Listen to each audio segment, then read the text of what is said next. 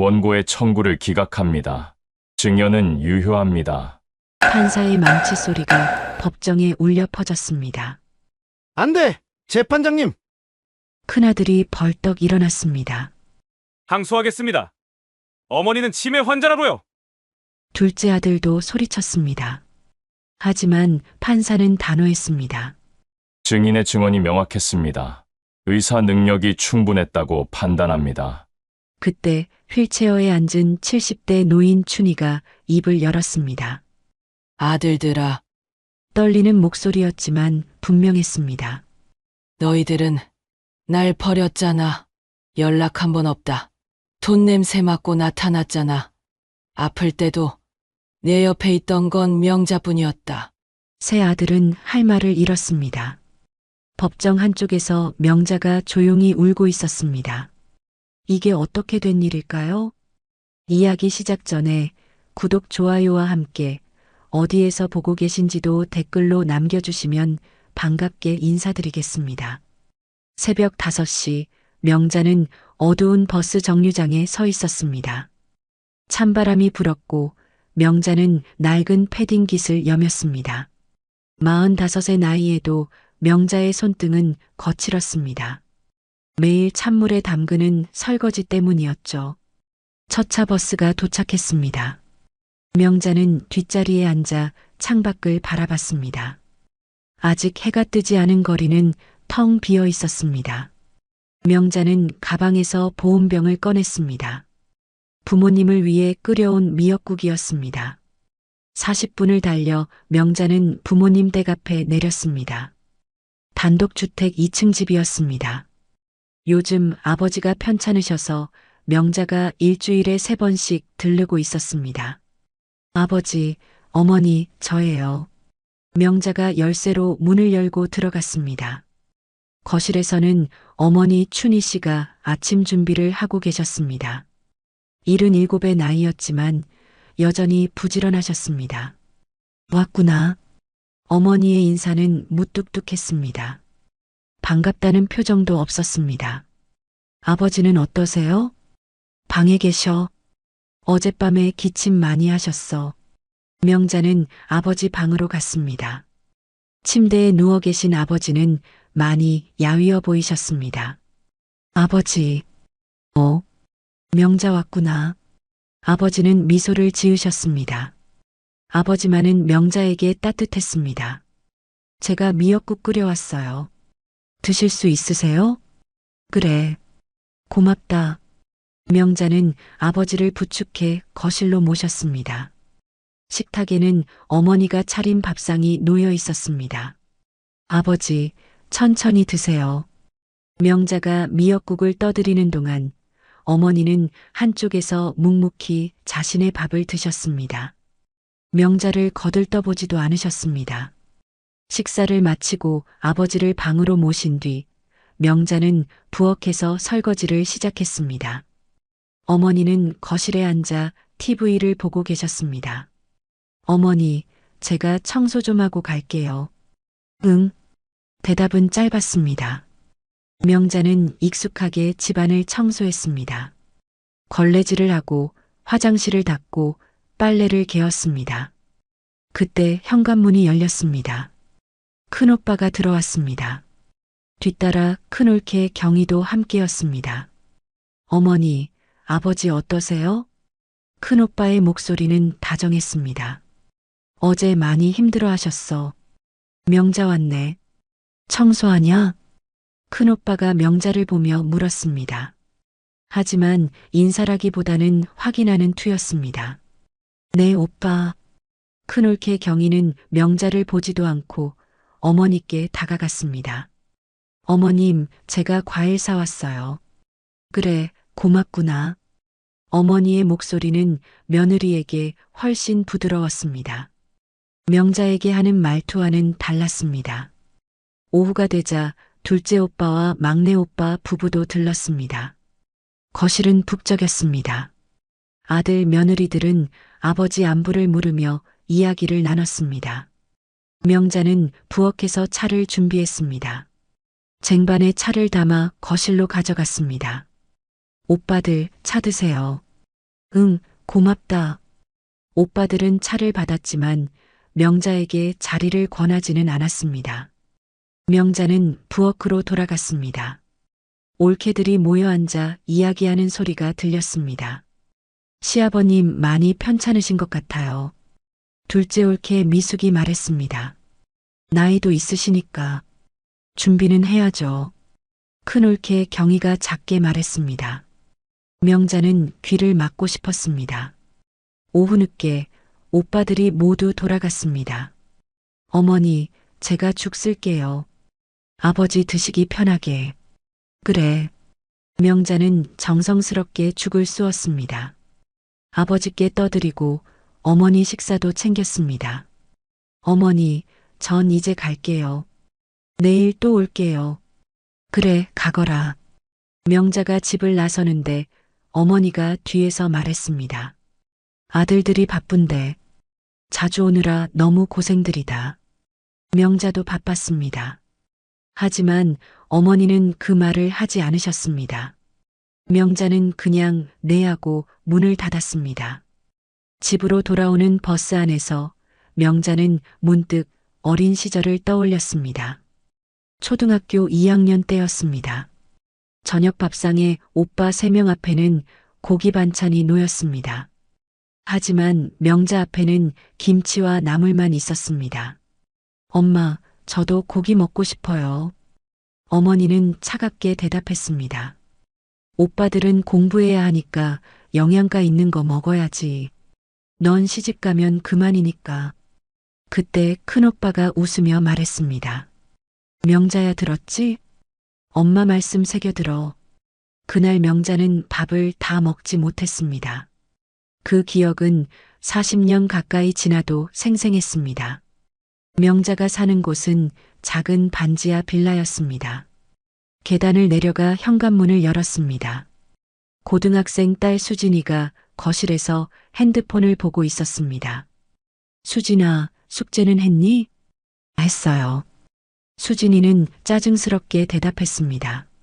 엄마는 맨날 할아버지 댁만 가네. 할아버지가 편찮으셔서. 나는? 엄마가 나한테 신경 쓴 적 있어요? 수진이는 방으로 들어가 문을 쾅 닫았습니다. 명자는 한숨을 쉬었습니다.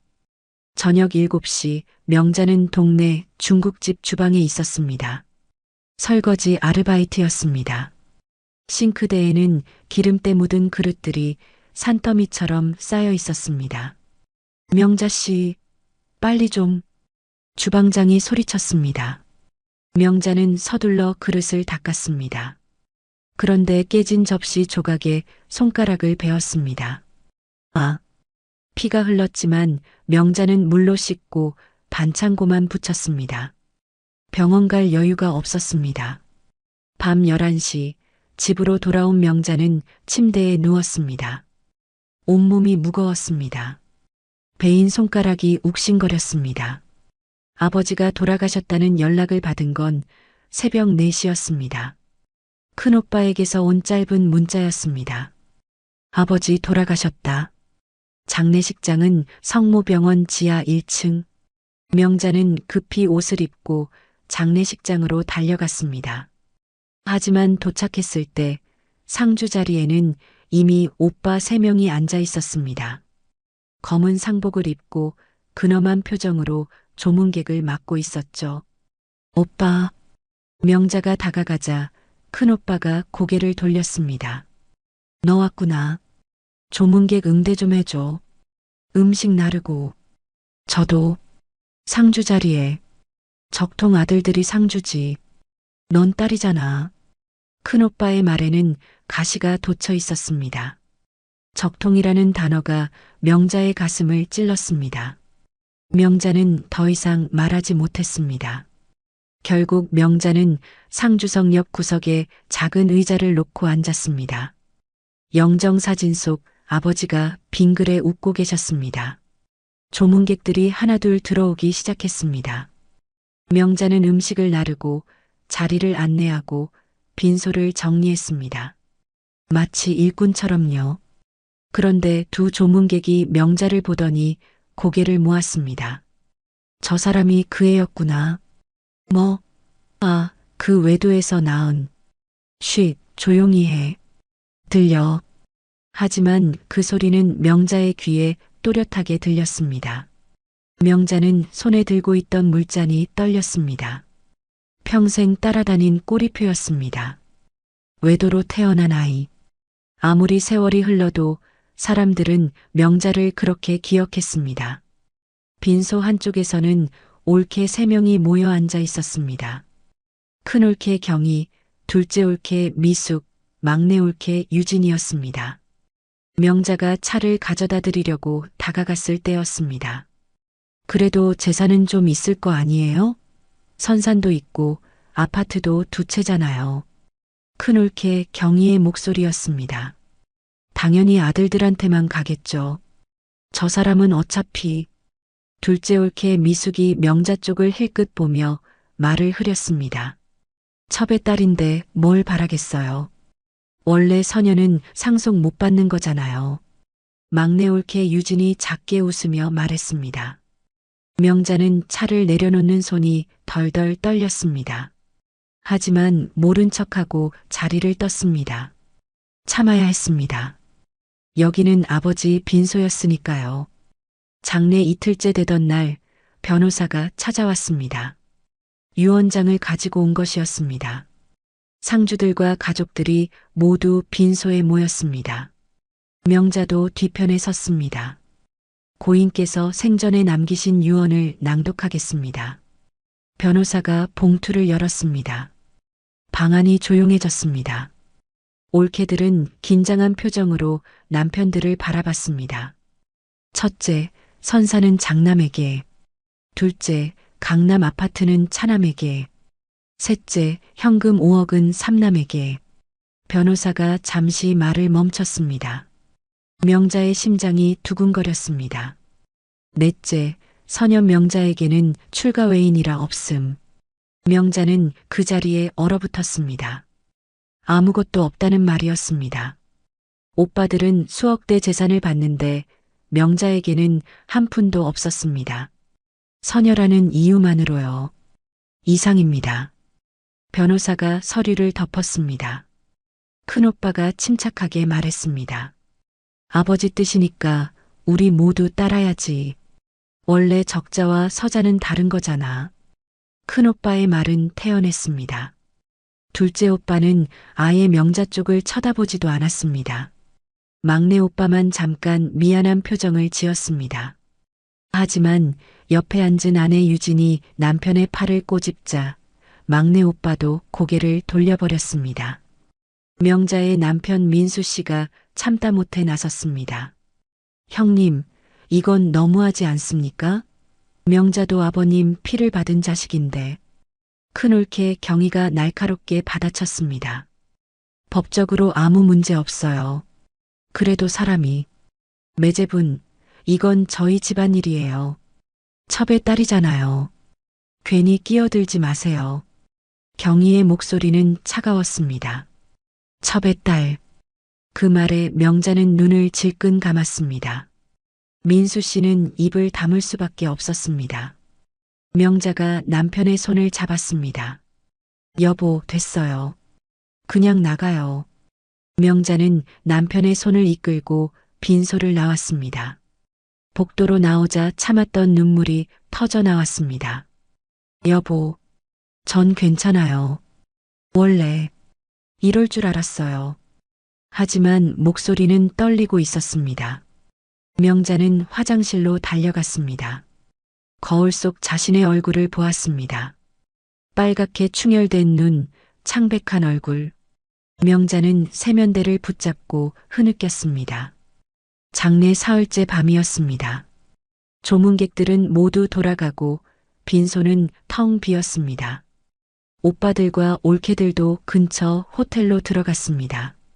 명자만 남았습니다. 명자는 아버지 영정 앞에 혼자 앉았습니다. 촛불이 흔들리고 있었습니다. 영정 속 아버지는 여전히 웃고 계셨습니다. 아버지, 명자의 목소리가 떨렸습니다. 제가 서녀로 태어난 게 그렇게 죄였나요? 눈물이 뚝뚝 떨어졌습니다. 평생을 참고 살았습니다. 서녀라고 차별받아도 혼의 자식이라고 무시당해도 명자는 참았습니다. 하지만 오늘은 참을 수가 없었습니다. 저도 아버지 피를 받은 딸인데 왜 끝까지 이래야 했어요? 빈 빈소에는 명자의 흐느끼는 소리만 울려 퍼졌습니다. 촛불은 계속 흔들렸고 영정 속 아버지는 아무 대답도 하지 않으셨습니다. 새벽 5시 명자는 차가운 바닥에서 잠이 들었습니다. 눈가에는 마른 눈물 자국이 남아 있었습니다. 빈소는 쓸쓸했고 명자는 너무나 외로웠습니다. 장례가 끝난 지 2주가 지났습니다. 명자는 어머니 춘희에게 전화를 걸었습니다. 1번, 2번, 3번. 하지만 어머니는 전화를 받지 않으셨습니다. 어머니, 괜찮으세요? 제가 내일 갈게요. 명자는 문자를 보냈습니다. 하지만 읽음 표시조차 뜨지 않았습니다. 걱정이 된 명자는 오빠들에게 단체 문자를 보냈습니다. 오빠들, 어머니 전화 안 받으세요. 혹시 연락하셨어요? 큰오빠에게서 답장이 왔습니다. 나도 바빠. 네가 가까우니까 네가 알아서 해. 둘째 오빠는 익십이었습니다. 막내 오빠만 짧게 답했습니다. 미안, 나도 요즘 정신없어. 명자는 한숨을 쉬었습니다. 결국 또 자신의 몫이었습니다.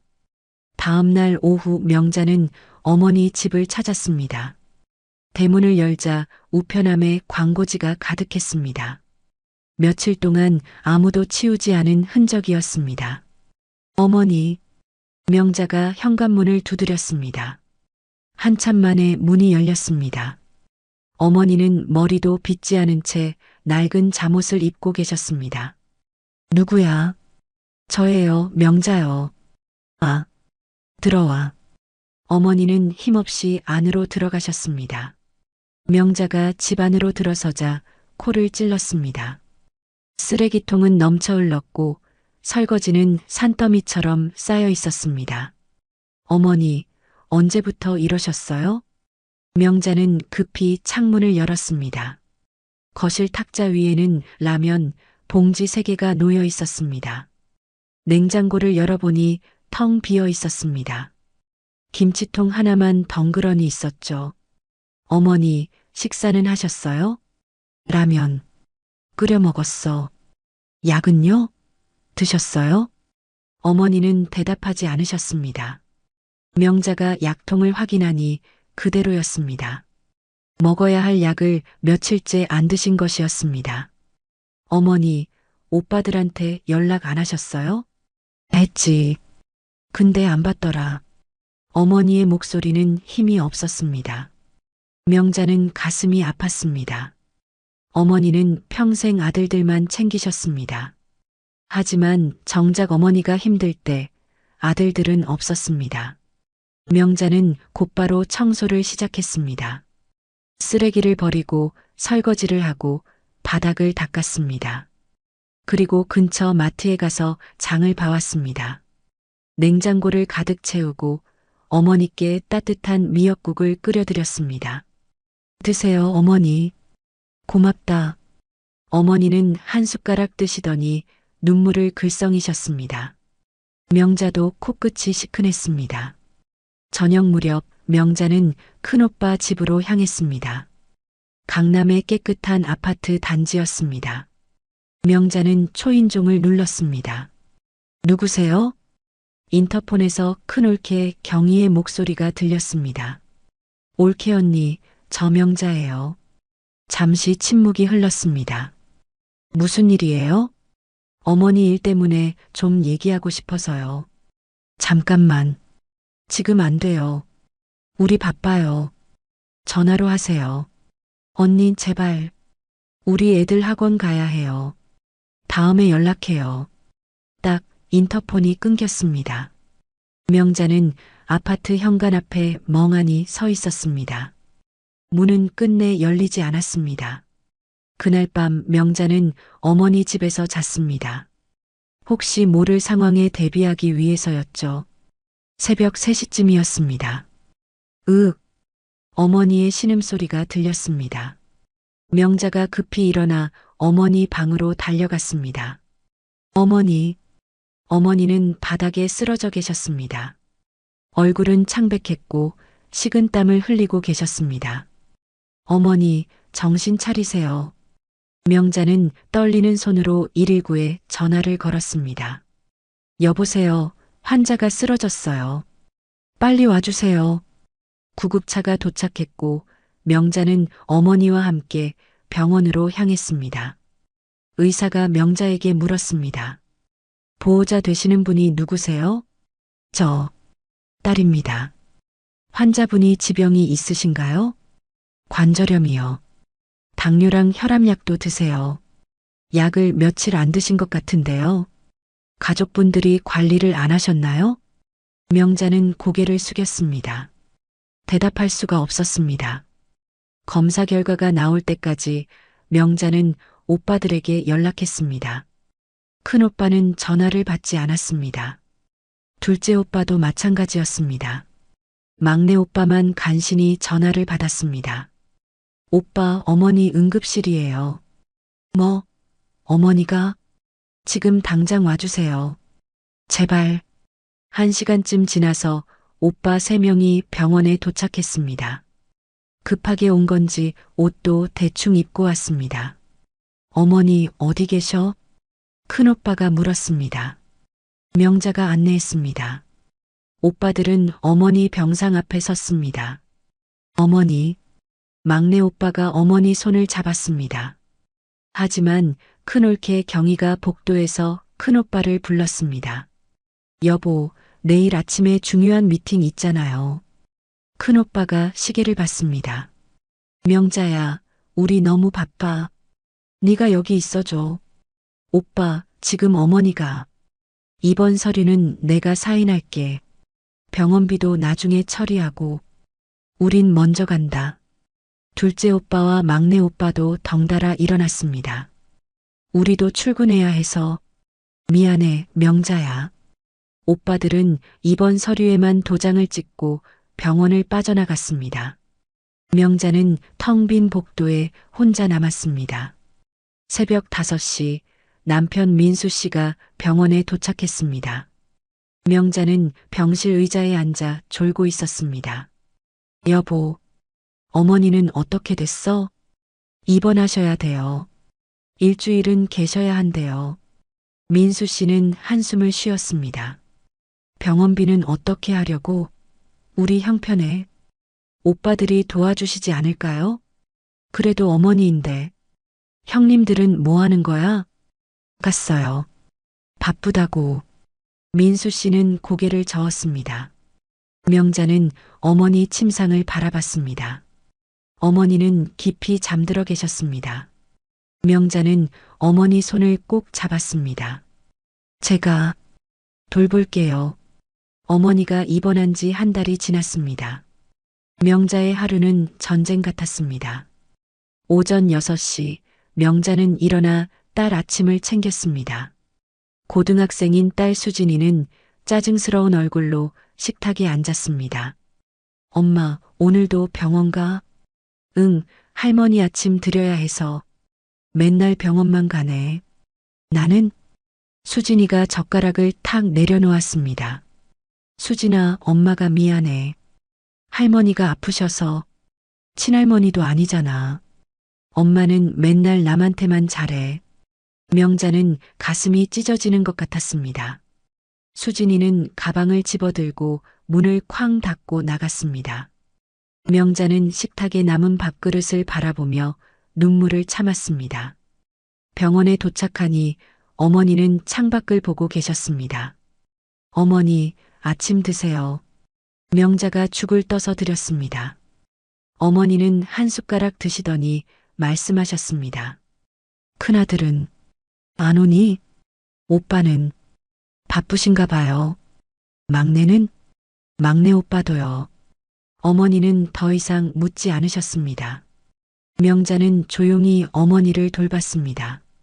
세수를 시켜드리고 약을 챙겨드렸습니다. 오후 2시 명자는 급히 식당으로 향했습니다. 설거지 아르바이트 시간이었습니다. 주방에 들어서자 사장님이 얼굴을 찌푸렸습니다. 명자 씨, 오늘 또 늦었네요. 죄송합니다. 병원에서 일이 좀. 명자 씨, 나도 이해는 해요. 근데 자꾸 이러시면 다른 사람 써야 해요. 사장님, 제발요. 제가 정말 열심히 할게요. 명자는 고개를 깊이 숙였습니다. 사장님은 한숨을 쉬었습니다. 이번만이에요. 다음에 또 늦으면 안 돼요. 감사합니다, 사장님. 명자는 허겁지겁 설거지를 시작했습니다. 손이 튼 것도 허리가 아픈 것도 참아야 했습니다. 이 돈이라도 있어야 생활비에 보탬이 될 수 있었으니까요. 저녁 6시 명자는 다시 병원으로 향했습니다. 어머니 저녁 식사를 챙겨드리기 위해서였습니다. 병실 문을 열자 담당 의사가 어머니를 진찰하고 있었습니다. 보호자 되시는 분이세요? 네, 딸입니다. 의사가 심각한 표정으로 말했습니다. 환자분 상태가 좋지 않습니다. 수술을 하셔야 할 것 같아요. 수술이요? 네, 더 늦으면 위험합니다. 빨리 결정하셔야 해요. 비용이 얼마나 들까요? 대략 500만 원 정도 예상됩니다. 명자는 숨이 막혔습니다. 500만 원. 지금 통장에는 80만 원밖에 없었습니다. 가족분들과 상의하시고 연락 주세요. 의사가 나가고 명자는 어머니 침대 곁에 주저앉았습니다. 손이 떨렸습니다. 집으로 돌아온 명자는 남편과 마주 앉았습니다. 여보, 어머니 수술하셔야 돼요. 500만 원이요. 남편 민수 씨는 머리를 감싸쥐었습니다. 형님들한테 얘기해봐요. 돈 있는 사람들이잖아요. 명자는 핸드폰을 꺼냈습니다. 오빠 3명이 있는 단톡방에 메시지를 보냈습니다. 오빠들, 어머니 수술하셔야 해요. 500만 원 필요한데 혹시 좀 도와주실 수 있을까요? 메시지를 보내고 명자는 핸드폰을 붙들고 기다렸습니다. 1시간이 지났습니다. 2시간이 지났습니다. 하지만 답장은 오지 않았습니다. 읽음 표시만 하나씩 떴습니다. 밤 11시쯤 막내 오빠에게서 메시지가 왔습니다. 명자야, 미안해. 나도 형편이 안 좋아서 이것밖에 못 보내. 정말 미안해. 입금 알림이 왔습니다. 30만 원이었습니다. 명자는 눈물이 났습니다. 막내 오빠라도 이렇게 보내준 게 고마웠습니다. 그런데 10분 뒤 막내 오빠에게서 또 메시지가 왔습니다.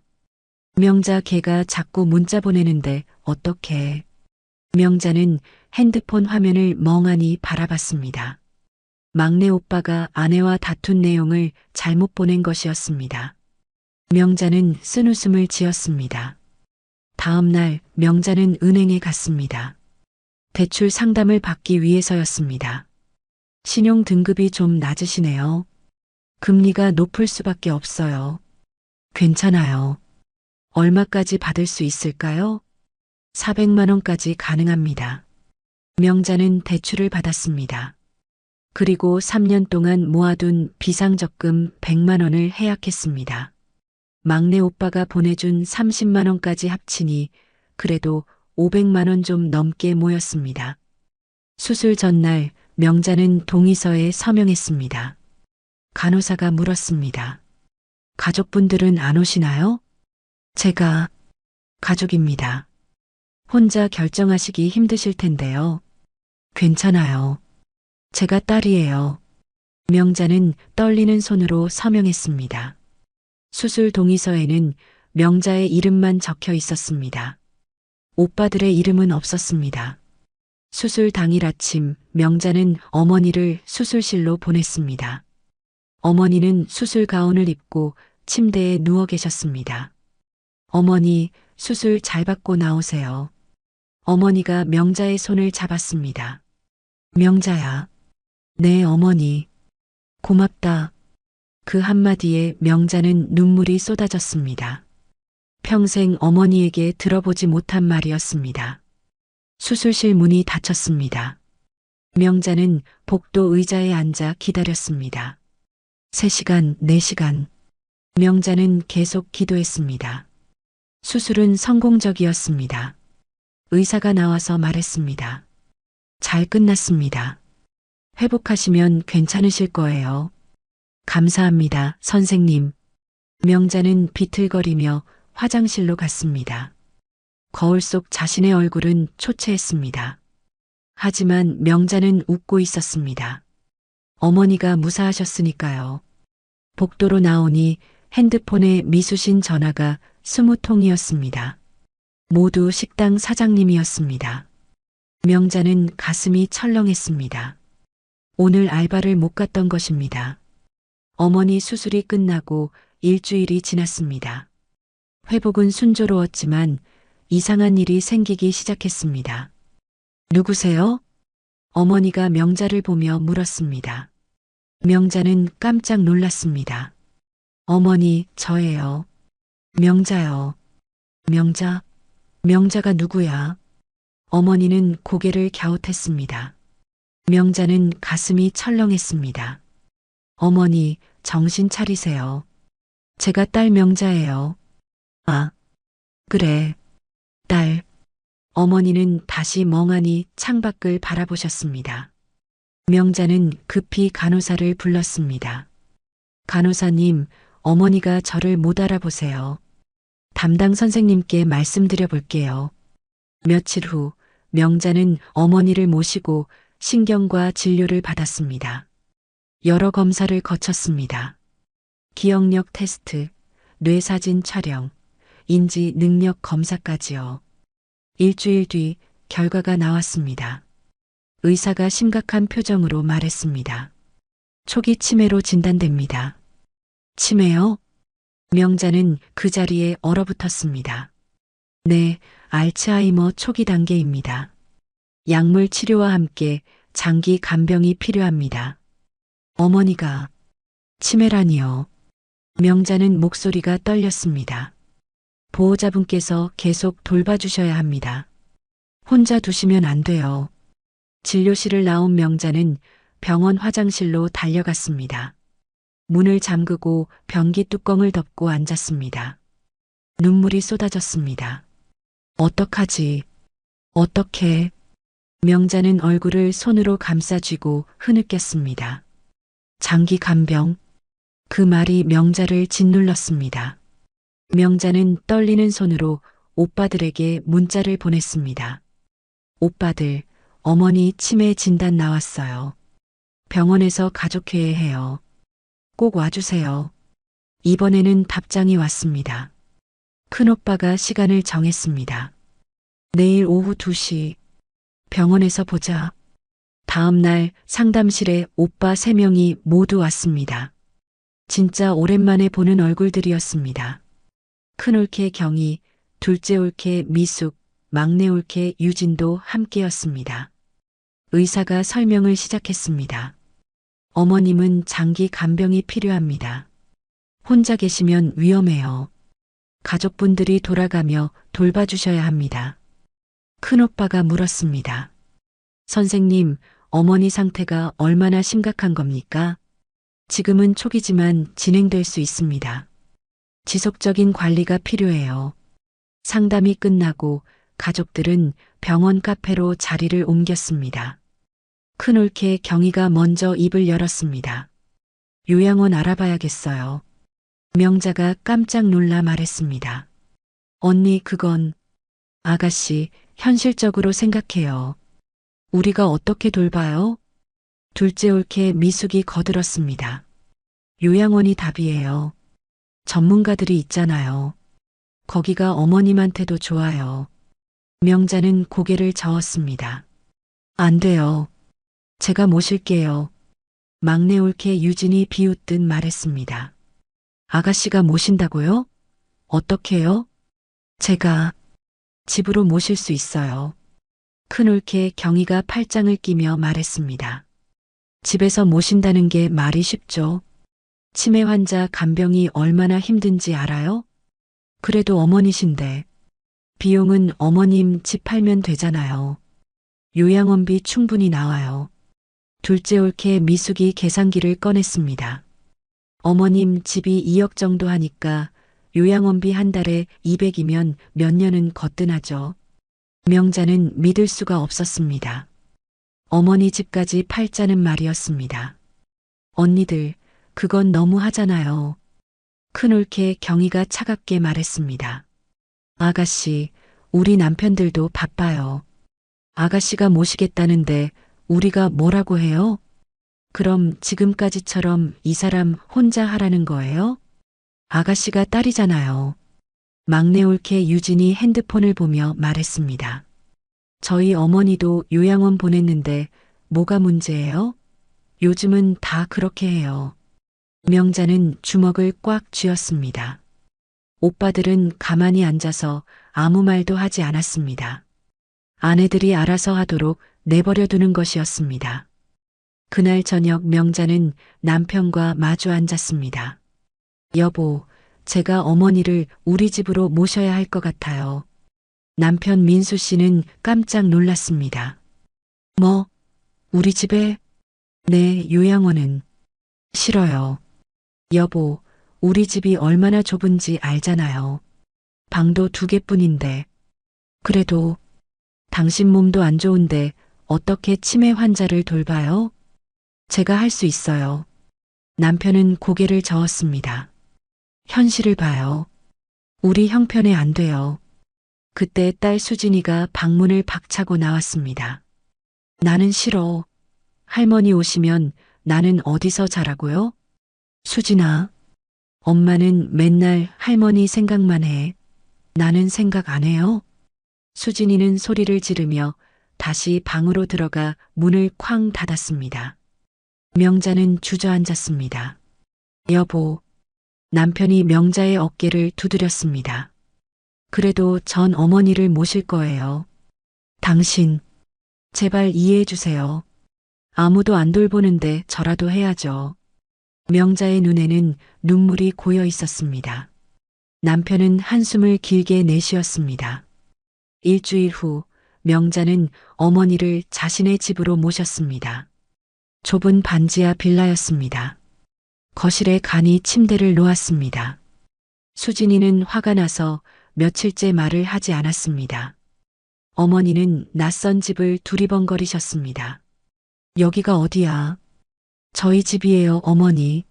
내 아들은, 큰아들은 어디 갔어? 어머니는 계속 아들을 찾으셨습니다. 명자는 쓴웃음을 지었습니다. 어머니를 돌보는 건 딸인데 어머니는 여전히 아들만 찾으셨습니다. 밤이 되었습니다. 어머니는 침대에 누워 중얼거리셨습니다. 아들, 내 아들. 명자는 어머니 곁에 앉아 이불을 덮어드렸습니다. 눈물이 났지만 참았습니다. 이제 시작이었으니까요. 어머니를 집에서 돌본 지 3달이 지났습니다. 명자는 한계에 다다라 있었습니다. 새벽 4시 명자는 화장실에서 쓰러졌습니다. 쿵 소리에 남편이 깨어났습니다. 명자 씨, 남편이 급히 달려왔습니다. 명자는 차가운 화장실 바닥에 쓰러져 있었습니다. 의식은 있었지만 몸을 가누지 못했습니다. 여보, 미안해요. 병원 가야겠어. 당장? 안 돼요. 어머니, 이러다 당신이 먼저 죽겠어. 남편은 명자를 부축해 일으켰습니다. 명자는 비틀거리며 간신히 방으로 돌아왔습니다. 다음 날 아침 명자는 어머니 곁에 앉아 있었습니다. 어머니는 오늘따라 정신이 또렷해 보이셨습니다. 명자야. 네, 어머니. 너 많이 힘들지? 명자는 깜짝 놀랐습니다. 어머니가 자신을 또렷하게 알아보신 것이었습니다. 아니에요. 괜찮아요. 거짓말. 내 얼굴 봐라. 살이 다 빠졌잖아. 어머니의 손이 명자의 뺨을 쓰다듬었습니다. 명자는 눈물이 났습니다. 어머니, 명자야, 내 가방 좀 가져와 봐라. 갈색 가방. 거기 통장이랑 서류가 있을 거야.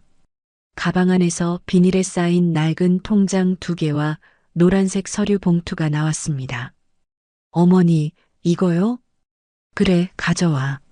명자가 서류를 들고 오자 어머니는 천천히 말씀하셨습니다. 그 봉투 열어봐라. 명자는 봉투를 열었습니다. 안에는 주식 증서가 들어 있었습니다. 카이닉스라는 회사 이름이 적혀 있었습니다. 어머니, 이게 뭐예요? 주식이야. 카이닉스 주식. 어머니의 눈빛이 흐려졌습니다. 과거를 떠올리는 듯 했습니다. 30년 전부터 시장 보고 남은 돈으로 조금씩 샀어. 명자는 증서를 들여다봤습니다. 숫자들이 빼곡히 적혀 있었습니다. 아버지도 몰랐어. 아들들도 몰라. 나만 알고 있었지. 왜 모으신 거예요? 혹시 몰라서 나중에 필요할까봐. 어머니는 한숨을 쉬셨습니다. 명자야, 그 주식이 지금 얼마짜린지 아니? 얼마인데요? 100억? 아마 100억은 될 거야. 명자는 손이 떨렸습니다. 100억? 그게 말이 되나요? 어머니, 설마. 증권사에 전화해봐라. 확인해봐. 명자는 떨리는 손으로 증권사 번호를 찾았습니다. 증서에 적힌 번호로 전화를 걸었습니다. 여보세요. 춘희명의 주식 확인 좀 하고 싶은데요. 상담원이 몇 가지를 물어봤습니다. 명자는 어머니 주민번호와 증서번호를 알려줬습니다. 잠시만요. 네, 확인됐습니다. 카이닉스 주식 현재 시세로 약 98억 원 정도입니다. 명자는 핸드폰을 떨어뜨릴 뻔했습니다. 98억이요? 네, 정확히는 98억 3천만 원입니다. 전화를 끊고 명자는 멍하니 앉아 있었습니다. 100억? 거의 100억에 가까운 돈이었습니다. 어머니, 이게 정말이에요? 그래. 30년 동안 모았어. 어머니가 명자의 손을 잡았습니다. 명자야, 이거 다 넣어줄 거야. 네. 날 버린 건 아들놈들이고 끝까지 남은 건 너였어. 명자는 눈물이 쏟아졌습니다. 어머니, 증여 서류 준비하자. 내가 정신 있을 때 해야 해. 어머니, 저는. 명자는 말을 잇지 못했습니다. 그동안 쌓였던 감정이 북받쳐 올랐습니다. 어머니, 왜 저를 그렇게 미워하셨어요? 어머니는 고개를 돌렸습니다. 한참을 침묵하다가 작은 목소리로 말씀하셨습니다. 미워한 게 아니야. 그럼 뭐예요? 평생 저를 구박하셨잖아요. 그게 쉽지 않았어. 내 친엄마가 아니니까. 명자는 알고 있었습니다. 자신이 아버지 외도로 태어난 아이라는 것을. 하지만 들을 때마다 가슴이 아팠습니다. 그래도 어머니는 저를 키워주셨잖아요. 미안해. 정말 미안해. 어머니의 눈에서 눈물이 흘렀습니다. 너한테 못되게 굴었어. 네가 보일 때마다 화가 났어. 그게 내 잘못이 아닌데. 어머니, 그래도 넌 끝까지 날 돌봐줬잖아. 아들놈들도 안 한 걸. 넌 해줬어. 명자는 어머니를 꼭 안았습니다. 두 사람은 한참을 울었습니다. 한참 뒤 어머니가 말씀하셨습니다. 명자야, 내일 변호사 불러. 증여 서류 만들어야 해. 어머니, 정말 저한테 주시는 거예요? 그래, 내 거야. 오빠들한테는 비밀이야. 아무한테도 말하지 마. 명자는 고개를 끄덕였습니다. 내가 정신 없어지기 전에 빨리 해야 해. 알았지? 네, 어머니. 그날 밤 명자는 잠을 이룰 수 없었습니다. 100억이라는 돈이 실감나지 않았습니다. 하지만 그것보다 더 큰 건 어머니의 사과였습니다. 미안해. 평생 듣고 싶었던 말이었습니다. 명자는 이불을 덮고 조용히 울었습니다. 슬픔과 안도가 뒤섞인 눈물이었습니다. 거실에서는 어머니도 잠들지 못하고 천장을 바라보고 계셨습니다. 명자야, 미안하다. 정말 미안해. 어머니는 작게 중얼거리며 눈을 감으셨습니다. 증여 서류가 완성된 지 사흘째 되던 날이었습니다. 명자는 어머니와 함께 점심을 먹고 있었습니다. 그때 핸드폰이 울렸습니다. 막내 올케 유진이었습니다. 여보세요? 아가씨, 나 유진이에요. 오늘 어머님 뵈러 가도 될까요? 명자는 깜짝 놀랐습니다. 6개월 만에 처음 하는 연락이었습니다. 갑자기요? 그냥 어머님 보고 싶어서요. 1시쯤 갈게요. 전화가 끊겼습니다. 명자는 이상했습니다. 그동안 한 번도 연락 없던 사람이 갑자기 보고 싶다니. 사실 이틀 전 변호사 사무실에서 일하는 조수가 실수를 했습니다. 증여 서류를 처리하면서 어머니의 다른 서류를 확인하려고 아들들 연락처로 전화를 걸었던 것입니다. 여보세요. 춘희 씨 관련 서류 건으로 연락드렸는데요. 그 전화를 받은 사람은 큰올케 경이었습니다. 무슨 서류요? 아, 죄송합니다. 확인차 전화드린 건데요. 증여 서류가 접수되어서. 증여요? 무슨 증여? 조수는 자신의 실수를 깨달았지만 이미 늦었습니다. 아, 제가 잘못. 죄송합니다. 전화는 끊겼지만 경희는 이미 눈치챘습니다. 증여 서류라니. 시어머니가 뭔가 큰 걸 움직이고 있다는 것을. 경희는 곧바로 올케들 단톡방에 메시지를 보냈습니다. 큰일 났어요. 시어머니가 증여 서류 접수했대요. 미숙 증여? 누구한테? 경희 그건 모르겠는데. 변호사 사무실에서 실수로 전화 왔어요. 유진 혹시 명자한테? 경희 가능성 높아요. 아가씨가 혼자 모시고 있잖아요. 미숙 당장 확인해 봐야겠어요. 내일 가봐요. 그래서 유진이 먼저 정찰을 나온 것이었습니다. 오후 1시 유진이 도착했습니다. 손에는 과일 바구니를 들고 있었습니다. 어머님, 안녕하세요. 유진의 목소리는 다정했습니다. 6개월 동안 한 번도 안 오던 사람이었습니다. 누구야? 어머니는 유진을 제대로 기억하지 못했습니다. 막내 며느리 유진이에요, 어머님. 아, 그래. 유진은 거실을 둘러봤습니다. 뭔가 달라진 게 있나 살폈습니다. 아가씨, 화장실 좀 다녀올게요. 네, 안쪽이에요. 유진이 일어서면서 슬쩍 안쪽 방을 봤습니다. 문이 살짝 열려 있었지만 안을 들여다볼 수는 없었습니다. 화장실을 다녀온 유진은 명자에게 넌지시 물었습니다. 아가씨, 요즘 어머님 병원 자주 가세요? 네, 정기 검진 받으러요. 혹시 다른 데는 안 가세요? 변호사 사무실 같은데? 명자의 표정이 굳었습니다. 유진이 눈치챈 것이었습니다. 왜 그런 걸 물으세요? 아니, 그냥 혹시 서류 정리 같은 거 하시나 해서요. 명자는 대답하지 않았습니다. 유진은 더 이상 묻지 않고 일어났습니다. 그럼 저 갈게요. 어머님 건강하세요. 그래. 유진이 나가자마자 올케들 단톡방이 다시 불타올랐습니다. 명자가 확실히 뭔가 숨기고 있어요. 표정이 굳어지더라고요. 경이 그럼 확실하네. 내일 우리 남편들 데리고 가요. 미숙 당장 가야 해요. 늦으면 안 돼요.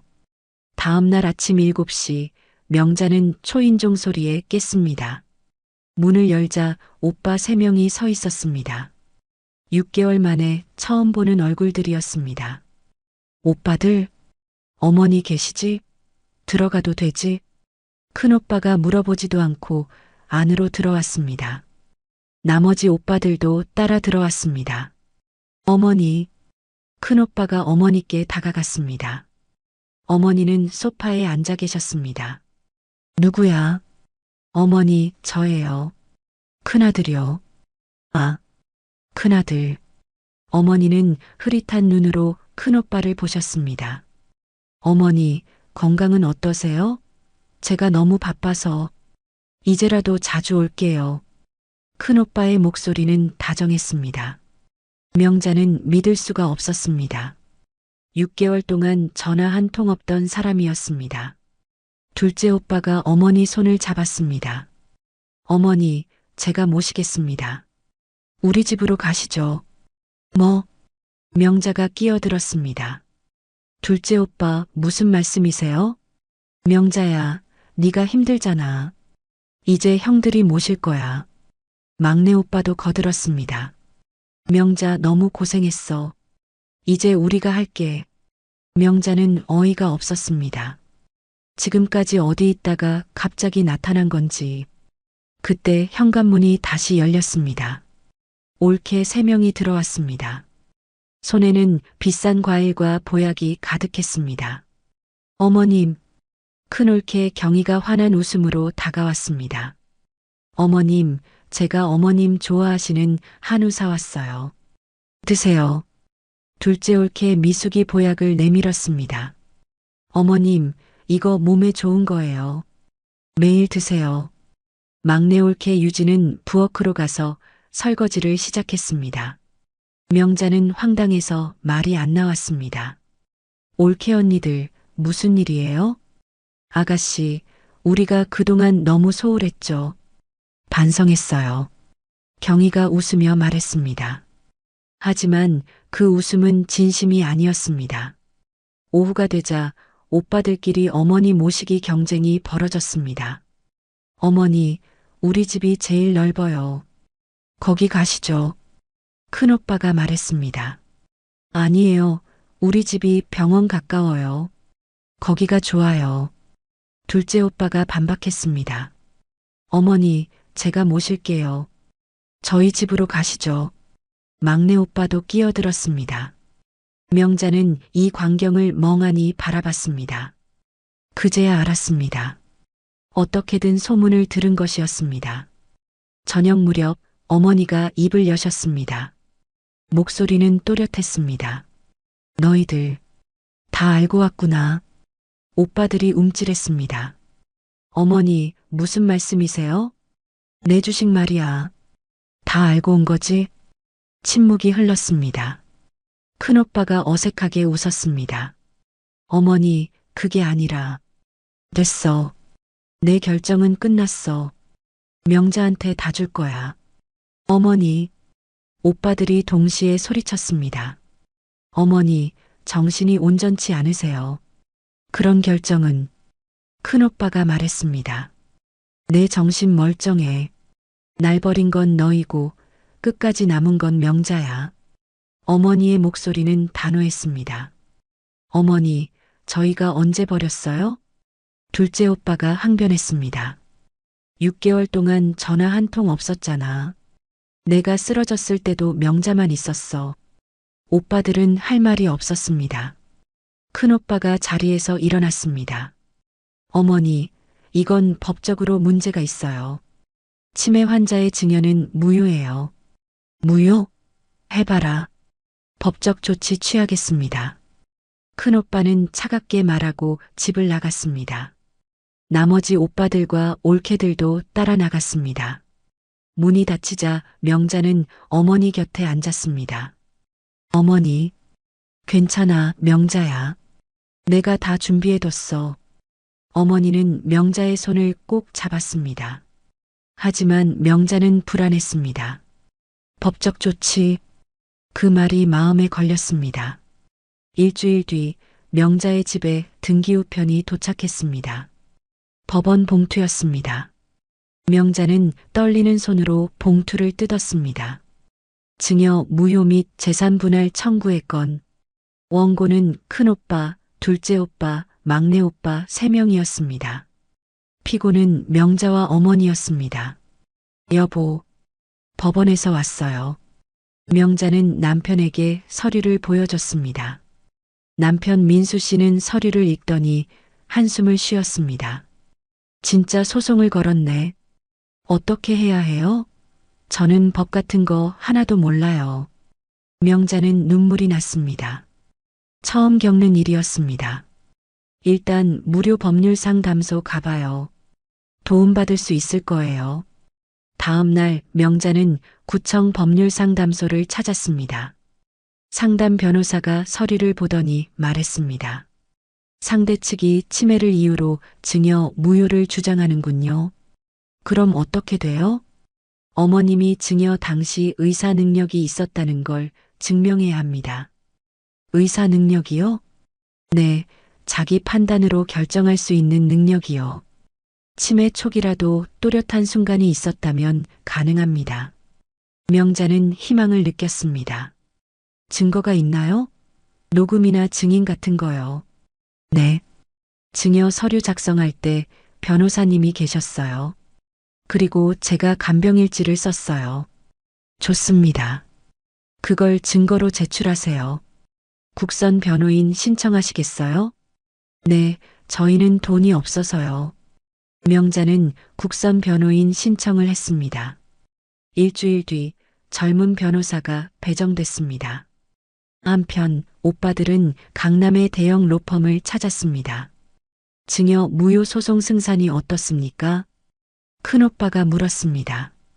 변호사는 자신 있게 말했습니다. 치매 진단서가 있으니 유리합니다. 다만 증여 당시 정신이 또렷했다는 증거가 나오면 곤란하죠.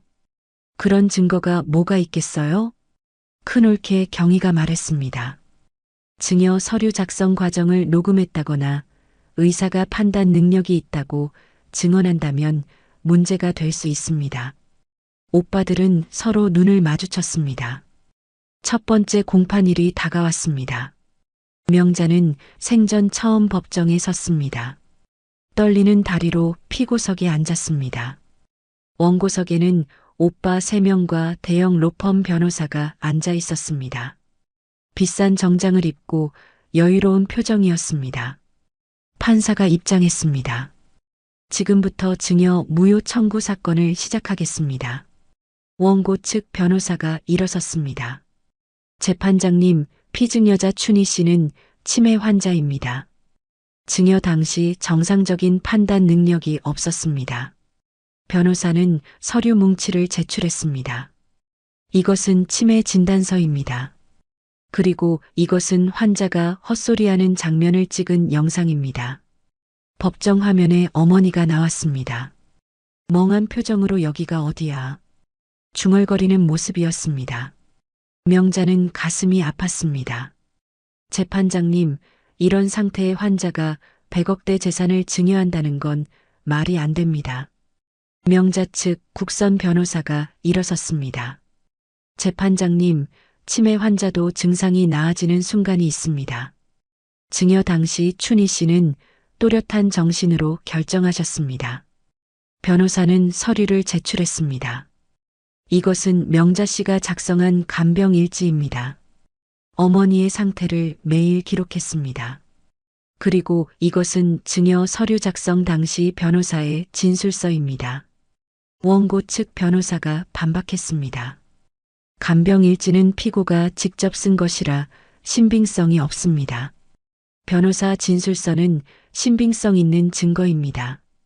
당시 춘희 씨는 자신의 의사를 명확히 밝혔습니다. 첫 번째 공판은 2시간 만에 끝났습니다. 판사가 말했습니다. 다음 기일에 추가 증거를 제출하시기 바랍니다. 이상 패정합니다. 법정을 나온 명자는 복도에서 오빠들과 마주쳤습니다. 큰오빠가 다가왔습니다. 명자야, 그냥 포기해. 우리가 이길 거야. 오빠, 이건 어머니 뜻이에요. 둘째 오빠가 비웃듯 말했습니다. 치매 환자 뜻이 뭐가 있어? 법정에서 네가 조종한 거로 보일 거야. 막내 오빠가 조용히 말했습니다. 명자야, 합의하자. 우리가 10억 줄게. 그냥 끝내자. 싫어요. 이건 돈 문제가 아니에요. 명자는 눈물을 참으며 말했습니다. 전 평생 인정받고 싶었어요. 저도 이 집안 사람이라고요. 돈이 중요한 게 아니에요. 큰오빠가 차갑게 말했습니다. 그럼 법정에서 보자. 후회하지 마. 오빠들은 돌아섰습니다. 명자는 그 자리에 주저앉았습니다. 두 번째 공판날이 왔습니다. 이번에는 전문의가 증인으로 출석했습니다. 증인, 춘희 씨의 치매 상태에 대해 설명해 주시죠. 판사가 물었습니다. 환자는 초기 치매로 증상이 오락가락합니다. 또렷한 때도 있고 혼란스러운 때도 있습니다. 증여 서류 작성 당시는 어땠나요? 제가 직접 진료했는데요. 그날은 의사소통이 명확했습니다. 자신의 의사를 분명히 밝혔습니다. 원고 측 변호사가 반론했습니다. 하지만 그게 환자의 진짜 의사인지 어떻게 알죠? 딸이 유도했을 수 있습니다. 저는 의사로서 환자를 직접 진찰했습니다. 유도된 답변과 자발적 답변은 구별할 수 있습니다. 공판은 팽팽했습니다. 판사가 망치를 두드렸습니다. 다음 기일에 본인이 직접 출석하시기 바랍니다. 춘희 씨께서 법정에 나오셔야 합니다. 명자는 가슴이 철렁했습니다. 어머니가 법정에 서셔야 한다니 어머니의 건강 상태가 걱정됐습니다. 그날 밤 명자는 어머니 곁에 앉았습니다. 어머니, 다음번엔 법정에 가셔야 해요. 법정? 네, 오빠들이 소송을 걸었어요. 어머니는 한참 침묵하다가 말씀하셨습니다. 가야지. 내가 직접 말해야지. 어머니 몸이 안 좋으신데. 괜찮아. 내가 꼭 말할 게 있어. 어머니의 눈빛은 또렷했습니다. 명자는 어머니 손을 꼭 잡았습니다. 세 번째 공판날 아침이었습니다. 명자는 어머니를 휠체어에 모셨습니다. 어머니는 단정한 옷을 입고 계셨습니다. 어머니, 괜찮으세요? 응, 괜찮아. 어머니의 목소리는 떨렸지만 눈빛은 또렷했습니다. 법정에 도착하자 사람들이 웅성거렸습니다. 오빠 3명과 올케들도 앞줄에 앉아 있었습니다. 큰 올케 경위는 명자를 째려봤습니다. 판사가 입장했습니다. 법정이 조용해졌습니다. 증인, 앞으로 나오시죠. 명자가 어머니의 휠체어를 밀었습니다. 증인석 앞까지 갔습니다. 어머니는 천천히 증인석에 앉으셨습니다. 증인, 성함과 나이를 말씀해 주세요. 춘희입니다. 77이에요. 어머니의 목소리는 떨렸지만 분명했습니다. 증인께서는 현재 치매 진단을 받으셨죠? 네, 그렇습니다. 증여 의사가 명확하십니까? 어머니는 잠시 심호흡을 하셨습니다. 네, 명확합니다. 제 재산을 딸 명자에게 모두 주고 싶습니다. 법정이 술렁거렸습니다. 큰오빠가 벌떡 일어났습니다. 어머니, 판사가 망치를 두드렸습니다. 조용히 하세요. 증인 계속하시죠. 어머니가 말씀을 이어갔습니다. 날 돌본 건 명자뿐이었습니다. 아들분들은요? 아들들은 돈 냄새 맡고 나타났어요. 원고 측 변호사가 일어섰습니다. 재판장님, 증인이 아들들을 비방하고 있습니다. 사실을 말하는 겁니다. 판사가 어머니에게 물었습니다. 좀 더 구체적으로 말씀해 주시겠습니까? 어머니는 천천히 말씀하셨습니다. 아들 셋은 남편 장례 끝나고 연락을 끊었어요. 내가 쓰러졌을 때도 병원비 한 푼 안 냈어요. 어머니의 목소리가 커졌습니다. 명자만 혼자서 날 돌봤습니다. 알바하면서 대출 받아가면서 날 살렸어요. 명자는 눈물이 났습니다. 옆에 앉은 남편이 명자의 손을 잡았습니다. 판사가 다시 물었습니다. 그런데 왜 평소에는 명자 씨를 차별하셨습니까? 어머니는 고개를 숙였습니다. 한참을 침묵하다가 입을 열었습니다. 내가 딸에게 너무 못되게 굴었어요. 어머니의 목소리가 떨렸습니다. 명자는 남편이 바람 피워서 낳은 아이예요. 내가 키웠지만 미워했습니다. 법정이 조용해졌습니다. 볼 때마다 화가 났어요. 남편의 배신이 그 아이 얼굴에서 보였으니까요. 어머니는 눈물을 닦았습니다. 그래도 명자는 한 번도 날 원망하지 않았어요. 구박해도 차별해도 끝까지 날 돌봤어요. 어머니가 명자를 바라봤습니다. 미안해. 명자야. 정말 미안해. 명자는 참았던 눈물이 터져 나왔습니다. 평생 듣고 싶었던 말이었습니다. 아들들은 재산만 탐냈어요. 사람은 안 받습니다. 그래서 내 재산을 명자한테 주는 겁니다. 큰오빠가 자리에서 일어났습니다. 어머니, 저희도 어머니를 사랑합니다. 어머니가 큰아들을 바라봤습니다. 사랑? 6개월 동안 전화 한 통 없었잖아. 그게 사랑이니? 저희도 바빴어요. 바쁜 건 명자도 마찬가지야. 그래도 명자는 매일 날 찾아왔어. 둘째 오빠도 일어났습니다. 어머니, 저희도 이제 잘할게요. 그러니까 이제 와서 돈 생각나니까 그러는 거잖아. 어머니의 목소리는 단호했습니다. 막내 오빠가 애원하듯 말했습니다. 어머니, 저는 진심이에요. 네가 보낸 30만 원. 며느리한테 혼나서 후회했잖아. 다 알아. 막내 오빠는 고개를 숙였습니다. 할 말이 없었습니다. 판사가 물었습니다. 증인 정리하자면 딸에게 재산을 증여하는 이유는 무엇입니까?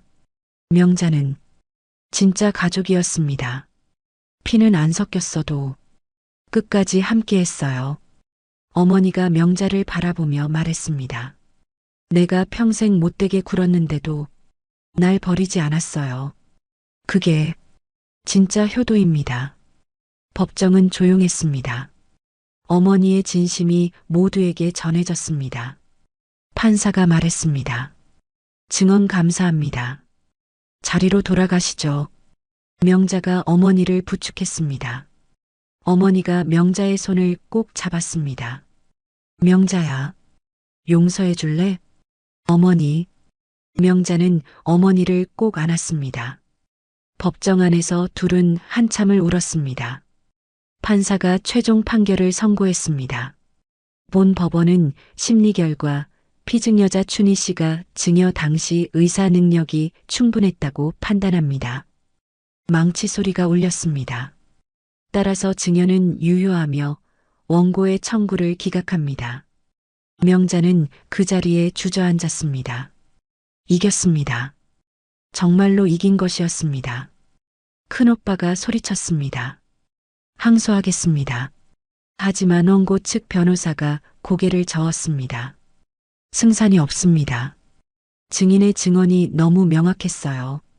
오빠들은 할 말을 잃었습니다. 법정을 나가려다 명자와 마주쳤습니다.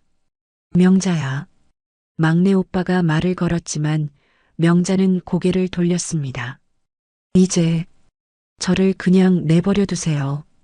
명자는 어머니와 함께 법정을 나왔습니다. 법원 계단 앞 햇살이 비쳤습니다. 명자는 어머니의 휠체어를 밀며 말했습니다.